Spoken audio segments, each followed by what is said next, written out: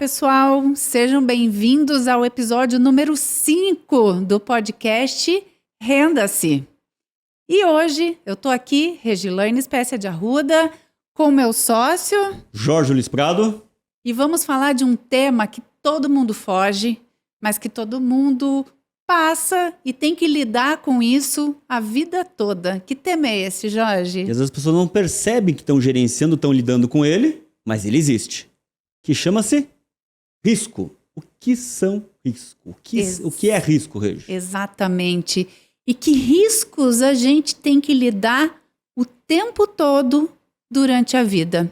A gente vai falar um pouco sobre isso antes de falar de riscos de investimentos, que não vai ser nesse episódio, eu já dei um belo de um spoiler aqui. Nós vamos falar dos riscos que a gente, desde a hora que nasce até começar a andar e seguir para a nossa vida adulta, a gente tem que lidar.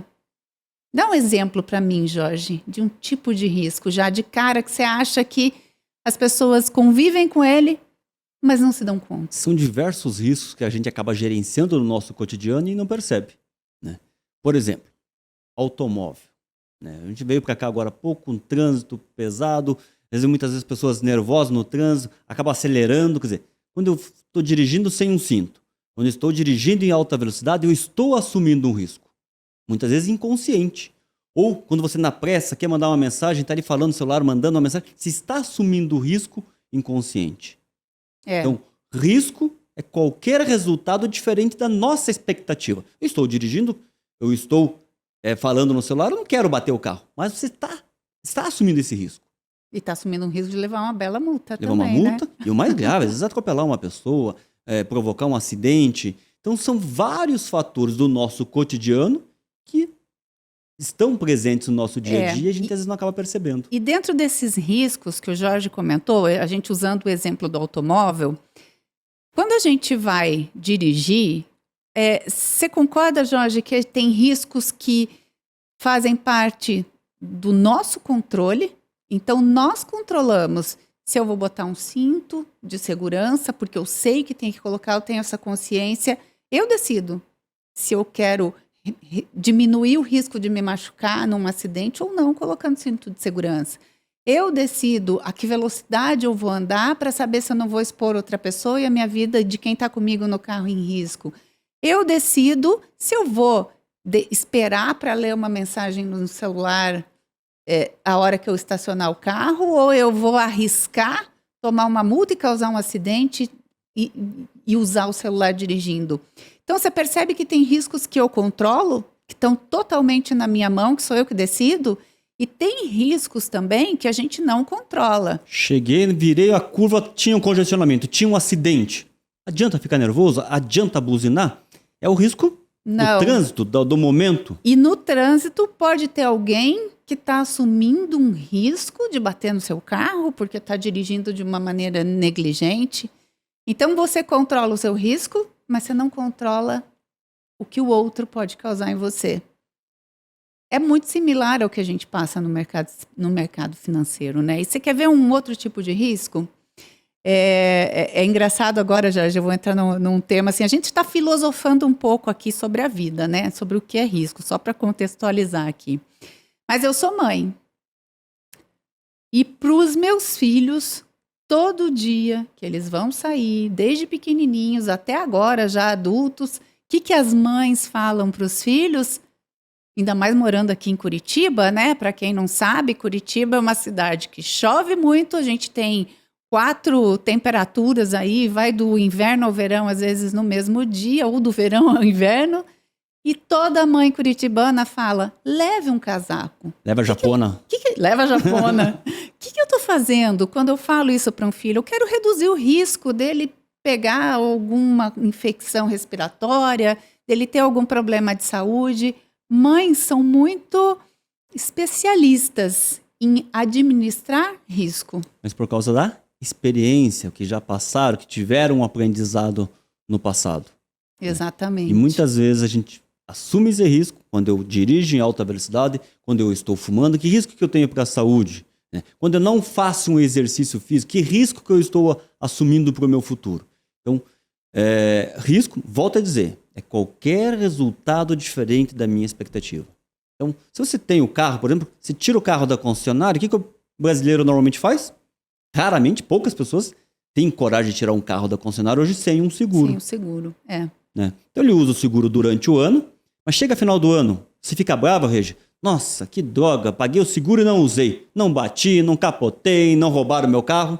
Você fica bravo quando acontece isso ou não? Nem um pouco, viu? Pelo contrário, Seguro, quando tenho que usar o seguro, eu fico chateada. Aí é o contrário, né? Então, é justamente isso. Então, esse gerenciamento de risco, quando se compra um seguro, você está pagando um prêmio para não usar aquele seguro. Mas, caso fatores de terceiros provoquem um acidente, acontece alguma coisa, você não precisa desembolsar todo o valor do carro. Por uma fração, você protegeu aquele seu bem. Jorge, e você já parou para pensar que na vida toda a gente está lidando com riscos, né? A gente trouxe aqui exemplos mais banais, cotidianos, para a gente contextualizar o que é o risco na nossa vida. Mas a gente tem risco de acontecer um acidente dentro da nossa própria casa, a gente tem risco de estar andando na rua, Deus me livre, sei lá, cai alguma coisa na nossa cabeça, mas a gente ainda assim sai na rua, a gente ainda assim dirige, e toda vez que a gente sai de casa, faz algum ato, a gente entende que está assumindo algum tipo de risco. Mas por que a gente assume risco? Porque a gente se sente talvez no controle daquela situação? O que faz a gente ter coragem de assumir esses riscos que para nós são banais, porque fazem parte da nossa vida, mas o que faz a gente ter coragem de assumir riscos? Você acha que existe uma zona de conforto que a gente se coloca, que assim, ok, eu dirigir o carro é o risco, mas por que eu mesmo assim dirijo?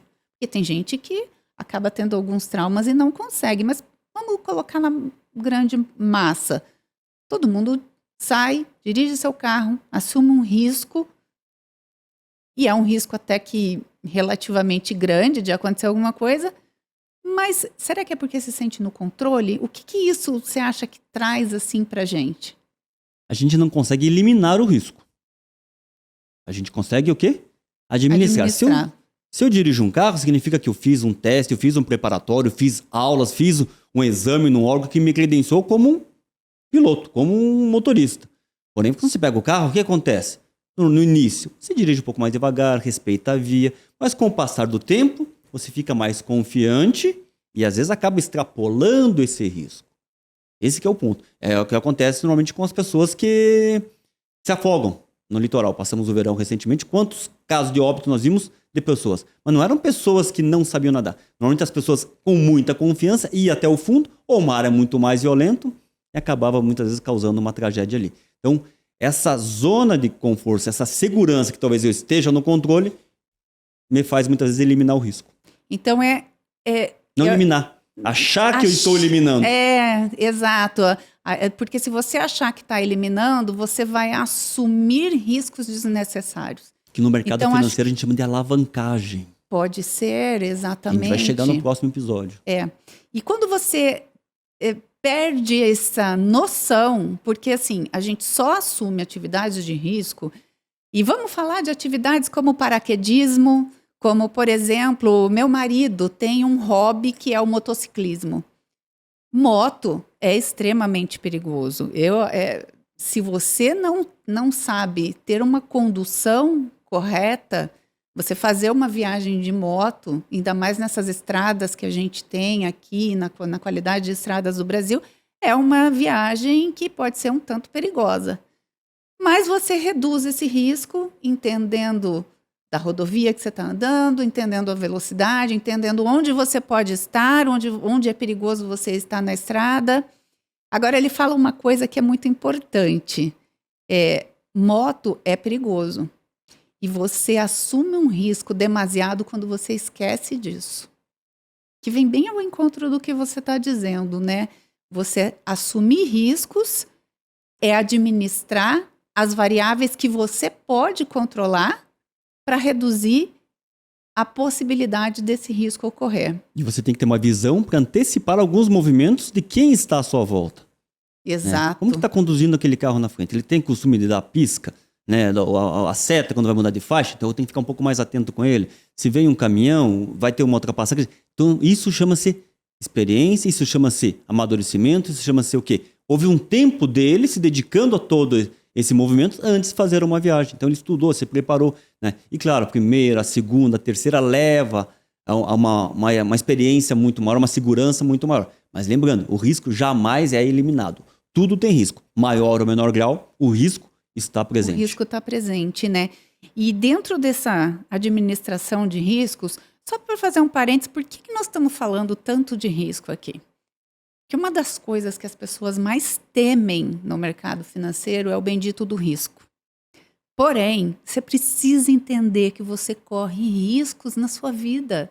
Se você decide abrir uma empresa, você tem risco desse negócio dar certo ou errado. Se você vai fazer uma graduação, você tem risco dessa profissão vingar ou não vingar.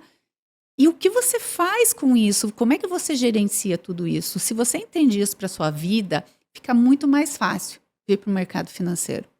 Eu ia falar de um risco aqui que a gente não tem como eliminar, que é assim, você também não precisa entender de tudo para eliminar risco. Pergunta se eu entendo de mecânica de automóvel, Jorge. 0. Não vou dizer 0, porque Você sabe onde fica o tanque. Eu entendo onde é que fica o tanque, eu entendo o que eu tenho que ter ali, o radiador, senão o carro aquece, mas eu sei o que é o detalhe do detalhe do detalhe, e eu não preciso saber, porque eu tenho um mecânico de confiança, porque eu tenho pessoas com quem eu posso contar. Eu não preciso estudar mecânica para falar assim, não, porque eu tenho que saber de mecânica para botar meu carro na rua. Mas eu tenho que saber que eu tenho que estar com o pneu calibrado, eu tenho que saber aquelas questões básicas. Eu acho que isso é muito parecido com quando a gente traz para o mercado financeiro. Eu não preciso ser pós-graduado e especialista para começar a investir em algo para começar a investir. Eu vou aprendendo com o tempo. Se eu começar a participar mais das revisões que são feitas no meu carro, talvez eu aprenda mais sobre mecânica. Mas eu não vou botar a mão na massa. Mas se você gostaria de dedicar tempo para isso, de repente você usa o teu horário, esse tempo para outras atividades. Não faz sentido. Eu sei o básico para eu não me botar em risco de sair meu carro numa viagem e dar problema. Mas eu não preciso saber mais que isso. Concorda comigo nisso? Sim. Você entende bem de mecânica, Jorge? Vem falar de mim aqui, mas e você? Nada. Eu não nada. Eu sei bom. abastecer e mais nada. Mas é exatamente isso, né? O meu irmão gosta. Ele vai lá, desmonta o carro, troca a pastilha de freio. Ele estudou, ele gosta de fazer isso. Eu não. Pago para alguém, confia, tem uma empresa de confiança que eu levo lá. Eles fazem a revisão, ou levam na concessionária. Então, é isso que a gente precisa. Ter básico de conhecimento? Sim. Quanto mais conhecimento, é melhor. Mas será que eu estou disposto a aprender sobre mecânica? Não. Vou no meu médico, ele manda tomar um remédio. Ah, não, senhor, doutor, vou fazer um curso de medicina para ver se esse remédio faz sentido. Não, eu confio naquele profissional, na história, que normalmente eu peço recomendação, né? E eu acabo confiando naquele profissional. Mas o que a gente quer dizer com isso? Toda essa introdução aqui de risco foi para o próximo episódio. Né? Exatamente. Nós vamos trazer esse risco, esse cotidiano, para as decisões de investimentos. Você vai ver que muitas vezes não são diferentes. Né? Eu tenho que assumir risco, maior ou menor grau. Por isso que tem lá um perfil do investidor, tem lá todo uma ferramenta que vai dizer o que você está disposto a assumir dentro do seu patrimônio, dentro dessa tua carteira de investimentos. É para isso que você fez essa introdução, Regina? Para isso, que eu dediquei um episódio inteiro a riscos, para que você entenda que o problema não é o risco em si, mas é o que você faz com ele. Como você administra ele, como você encara ele. Tem inúmeros riscos na vida que a gente encara com muita naturalidade.